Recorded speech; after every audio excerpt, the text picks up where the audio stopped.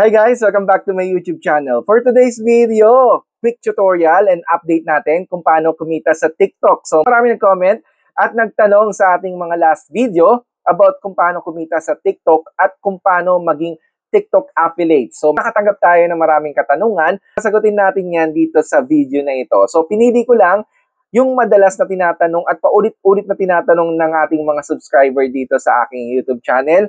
At ito ang tatalakayin natin ngayon. At sasagutin natin yung mga katanungan ng ating mga subscriber. Syempre guys, kung bago ka pa lang dito sa aking YouTube channel, ayan, blue stop, pindutin mo na yung subscribe button at click mo na ang notification bell para updated ka sa mga future videos natin na ipapalabas katulad nito. So yun guys, kung hindi mo pa napanood yung mga last video ko, ayan. So kung paano kumita sa TikTok at sa mga earning application o paano maging affiliate dito sa online, para kumita ng extra income, nandito yan sa aking YouTube channel. So, hanapin nyo lang guys. Ayan yung mga videos na yan. So, marami kayong matutunan at pwede nyo subukan guys. Wala na mawawala. Libreng-libre lang naman yan. Lahat ng sinishare ko, pwede nyo panoorin at subukan. So, mas maganda yon, mas marami tayong extra income. Meron tayong pagkukuhanan ng earnings. So, basta masipag ka lang at daanin mo sa tiyaga. So, aangat ka rin. So, hindi ko siya papatagalin. So, panoorin mo pagkatapos ng video intro ko. Let's go.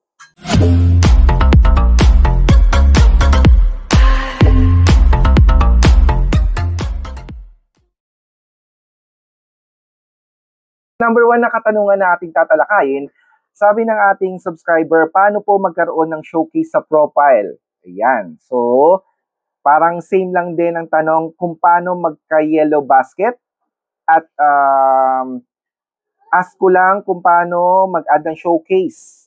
Ayan, sasagutin natin. Ano ba? Paano ba magkaroon ng showcase? So, kailangan natin sumali sa TikTok Shop for Creators. So, paano makasali dyan at maka-join? Kailangan natin ng ma-meet yung mga requirements. So, kailangan natin ma-meet yung community guidelines ni TikTok. Number 1 yan.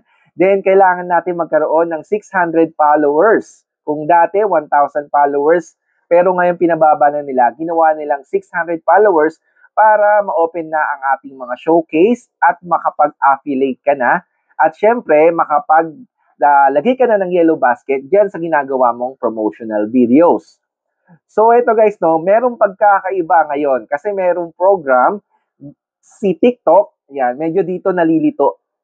Yung mga ating baguhan na gusto maging affiliate, nalilito sila, no? Kasi meron tayong program na kahit wala pang 600 followers, makakapag-earn ka na ng commission by sharing ng product links sa other social media apps. Ayan guys, no, magkaiba ang showcase or yellow basket sa pag-share ng product link para kumita rito. So ito guys, para ma-open natin yung showcase at makapaglagay tayo ng yellow basket sa promotional videos na ilalabas natin or ipopost natin sa ating TikTok, so need natin ng 600 followers. Ayan. Ayan yung requirements. At least 18 years old. At ayan, kailangan natin sundin at nasa eligible country ka. Kasi merong country na hindi eligible, ang TikTok Shop for Creators. Ayan, dito sa Pilipinas, available yan. Pero sa ibang bansa, merong hindi available. Kung nandun ka sa bansa na hindi eligible, so hindi mo to ma-open ang iyong showcase. So, ayan guys, meet lang natin yung mga requirements ni TikTok Shop for Creators para maka-join tayo dito sa pagiging affiliate. Yun yung mahalaga dito guys. Yun yung unang gagawin mo kung gusto mo maging affiliate creators dito sa TikTok. Additional din dyan sa tanong guys, no, meron dito nagtanong din, no, kailangan ba mag-live ng 2 days para ma-open yung showcase? So, itong sagot guys. So, hindi na kailangan mag-live, no? Para maka-open ka ng showcase. Yun na nga yung requirements ni TikTok. Kailangan mo lang ng ma-meet yung mga guidelines nila.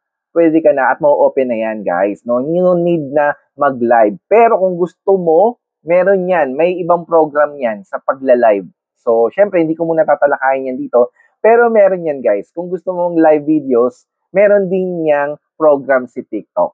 So, pero sa pag-open ng showcase at pagkakaroon ng yellow basket, hindi siya konektado, guys, no? Hindi mo kailangan ng mag-live kahit nga hindi ka mag-live, no? Kung gusto mo lang maging affiliate kay TikTok sa pag-share ng mga product link or maglagay ng showcase sa video mo, kahit hindi ka mag-live, pwede. So, nasa iyo guys, no? Kung gusto mong di mag-live, mag-share ka lang ng product, okay lang din kay TikTok. Alright? So, ito guys, so ang katanungan pa. Ask ko lang po, kahit po ba hindi bumili si customer, magkakaroon ka pa rin ng commission? So, napakagandang tanong guys, no? Dito sa pagiging affiliate, ang sagot, kailangan bumili si buyer or potential buyer natin at ma-check out yan at mabayaran niya pagdating ng produkto na in-order niya. Tsaka ka magkakaroon ng earnings.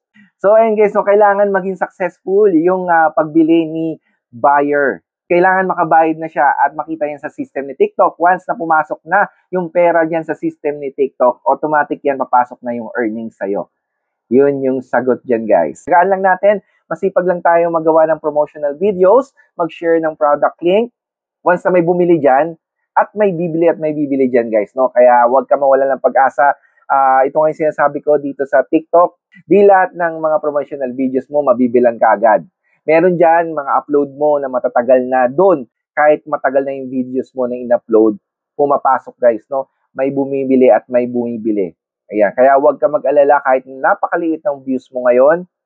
Pero yung mga old videos mo, ayan, i-recommend yan ni TikTok kinalaunan. Kaya the more na mag-imbak ka ng promotional videos, the more chance na magka-earn ka at may bumili dyan sa product link or product na sinashowcase mo. Kaya yun lang sinasabi, keep uploading lang tayo guys. No? Keep uploading tayo ng mga promotional videos, mga items natin. Ayan, request lang tayo ng mga free samples. Kadalasan napakahirap magkakuha ng free samples guys. No? Pero gawan lang natin ng paraan. Ayan, sinasabi ko meron ako dyan videos na shinare. Kahit wala kang free samples, pwede kang makapagawa ng promotional videos. So, balikan nyo yan, guys. So, ito guys, kadalasan laging tinatanong, guys, no? Sir, paano ba kung sa Facebook ko i-upload yung promotional videos?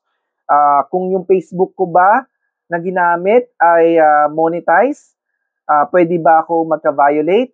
Or pwede ko bang gawing reels yung promotional videos?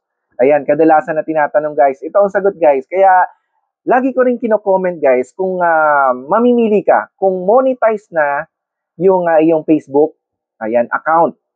Kumikita ka na dyan sa Facebook account. Alagaan mo yan guys, no?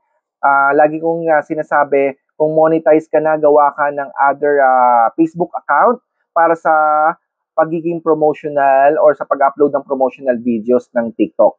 So, magkaiwalay guys, no? Dahil pag monetize ka na dyan sa Facebook, napakaigpit ni Facebook guys, pwede kang magkaroon ng violation. So, pag nakita yun ni Facebook na in-upload mo yan sa TikTok, tapos i-re-upload mo ulit dyan sa Facebook, pwede kang violation ng community guidelines na or sa kanilang regulation guys. So, mas maganda, hiwalay na lang guys. No? Huwag mo nang i-upload. Huwag ka na mag-upload, lalo paglalagay ng links sa description, wag mo, or sa caption, wag mong gagawin guys. Pwede ka magka-violate dyan at pwede ma-deactivate yung Facebook monetization mo. So sayang yung pinaghirapan mo kung monetize ka na sa Facebook. Pero kung hindi ka namang monetize, gusto mo lang gawin na maging affiliate sa pag-share ng mga product. Yung Facebook mo, hindi mo naman kailangan na i-monetize. Yan, nasa iyo lang, personal use mo, sa friends mo, or naka-public yan, pero ayaw mo naman gawing isang content creator ka na todo upload ng mga videos, gusto mo lang yung mga product lang ni TikTok ang ilalagay mo, yung pagpo-promote mo ng product, pwede guys, no? Walang problema. So, kung monetize ka na, ang sinasabi ko sa inyo, na-recommend ko sa inyo, gawa kayo ng other Facebook account, doon nyo lang ipopost yung mga promotional videos. Yan, para maiwasan natin yung violation at mawala yung monetized na account sa Facebook. Alright? May mga nagtatanong din no, na bagong TikTok creator or TikTok affiliate na nagkaka-violation sila sa mga sinasabi nila or mga binabanggit nila sa mga promotional videos. So, nagkakaroon sila ng violation. So, merong guidelines or community guidelines si TikTok na nilabas na pwede ka magkaroon nga ng violation sa pagbabanggit mo ng mga words na hindi dapat banggitin sa pagpo-promote ng video. So, meron sinabi si TikTok dito. So, ang salaysay ni TikTok, sabi dito, may mga bawal banggitin na words sa mga live at sa pag-upload ng mga promotional videos. Ito yung tinatawag na misleading content. Yan. Content is considered misleading if it contains false display informations, exaggerated promises, comparison, or false claims. So, ayan ang statement ni TikTok na kailangan nating iwasan. Yung pag-share or pagsasabi ng misleading na content, false display information. Katulad niyan, yung lagi ko sinasabi guys, no? Once na yung ipopromote mo na product, kailangan same dun sa nakalagay dun sa yellow basket. Kasi once na yung product, magkaiba dun sa yellow basket na pinopromote mo, violation ka guys. Kasi nagkakaroon, pasok yan dito sa false display information. Maling pag-display ng product at pwede tayong ma-violate dyan. So, number 1 yan guys. So, yung number 2 guys, yung exaggerated promises. So, meron tayong exaggerated promises na words na bawal banggitin sa pagpo-promote dyan sa TikTok. So, ano ba yon? So, wag mong babanggitin yung number 1 product. Ito ay number 1 product. Bawal. Kasi wala ka namang ebidensya kung talagang number 1 product yan yung binibenta mo dito sa TikTok. So, napakaraming product yan na parehas, pero kiniklaim mo siya na number 1 siya, bawal na bawal yun guys, no? At mabablock ka at pwede kang ma-deactivate yan sa pagiging TikTok affiliate mo at sayang yung pinaghirapan mo. Yung number 2, bawal din yung pagsasabi ng the best and the only one. So, bawal yung the best and the only one. Parang number 1 din product yan. So, kasi wala ka namang ebidensya na yung product na pinopromote mo ay the best talaga at number 1 yan dito sa market. So, ayaw na ayaw ni TikTok ng ganyan. Yung pagsasabi ng the best, the only one, wag mo at iwasan mo yan guys.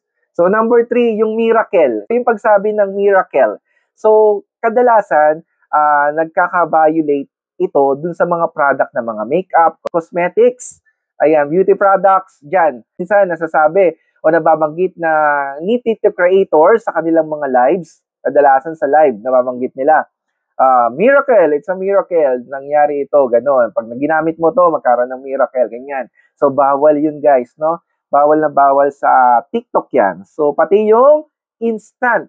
So, kung beauty products yan, gumamit ka, tapos sinabi mo, instant, gumanda na ako. Bawal. So, bawal yon, wag yung babanggitin ang pagsasabi ng instant.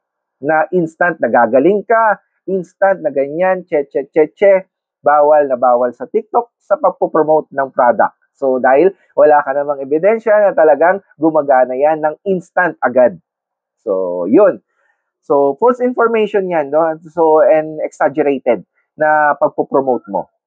So, ito guys, no, iwasan nyo rin yan, yung before and after. Kasi, kadalasan meron din dyan na ma-violate. At nakasaad yan, na bawal talaga dito yan. So, pagkakaroon ng exaggerated na claims mo dyan sa video na, ito nga before, tapos ito na after, kuminis na ako in 2 days, yan, wala kang ebidensya. So, ayan, kaya bawal na bawal yan, at pwede ka ma-deactivate sa pagiging TikTok affiliate. Iwasan nyo rin yung pagsasabi ng 100% effective at natural ingredients. So, yan guys, na marami na nagkaroon ng violation dyan sa TikTok sa pagla-live at paggawa ng promotional videos. Yung pagsasabi ng 100% original, 100% ingredients, natural. Yan, bawal na bawal. Yan, banggitin dito sa TikTok. So, yun lang naman yung mga nag-comment at mga nagtanong sa nakaraan nating video about sa mga video tutorial natin sa TikTok kung paano kumita at paano maging affiliate. Ayan, so maraming katanungan at sana may natutunan kayo at nasagot ko rin paano yung mga tanong nyo guys. So marami pang tanong na pwede nating pag-usapan.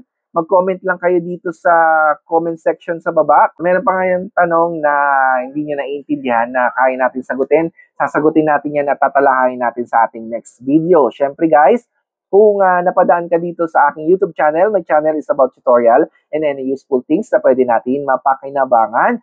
So, subscribe na guys, no? Siyempre guys, tulungan nyo ako maabot ang 1 million subscribers. Ayan, so kailangan ko ang suporta nyo guys para maabot natin yan. So, keep subscribe and like and share sa family and friends para alam nila na mayroon ganitong YouTube channel na nagbibigay useful tips and tricks dito sa YouTube. So maraming salamat. Have a nice day. Mabuhay.